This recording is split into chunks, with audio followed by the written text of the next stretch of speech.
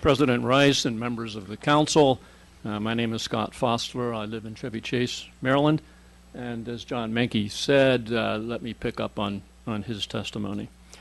In the 1960s, the Northeast United States, including the Washington area, suffered such a severe drought that Congress commissioned the Army Corps of Engineers to come up with a 50-year plan to protect us from such a terrible drought in the future. The Corps concluded that a safe and reliable water supply for the Washington region would require 16 new reservoirs.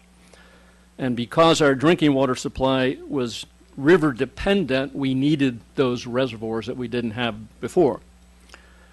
We took nearly all of our supply from the Potomac River without the storage, transmission, and backup systems typical of large urban systems such as Boston, New York, and our neighbor Baltimore.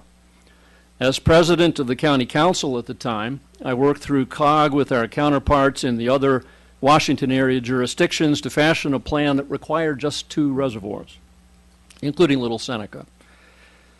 This new regional system was formalized in the 1982 Water Supply Coordination Agreement. How could we do that with just 2 reservoirs instead of the 16 urged by the Corps? 2 basic factors. First, integration of the local water supplies, and second, absolute assurance that the 2 reservoirs, including Little Seneca, would be protected and available when needed.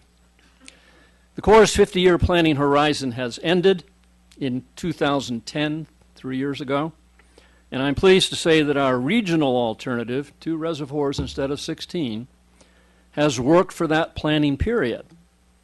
But what about the next 50 years? What about the next 10 years? Where's the plan? Without additional investment, will the current system accommodate the anticipated growth for this period of time? What about the concerns that have been raised by the WSSC about climate change, among many other things, and the impact that that could have on our water supply system? The only real question is how much degradation will occur to the 10 Mile Creek and Little Seneca Reservoir, and what does that threaten with our water supply? When the county executive Leggett discovered that the development impact on Little Seneca Reservoir had not been systematically studied, he asked me for an outline of what that study might look like. Some of the colleagues, including some people testifying tonight, put together such a study outline, and we gave it to him. We provided copies to all of you, and I asked that that be made a part of the record. What we ask you to do, quite simply, is to honor our obligations to our citizens and our regional neighbors and do a systematic assessment before you act. Thank you very much. Thank you very much, Mr. Fosler.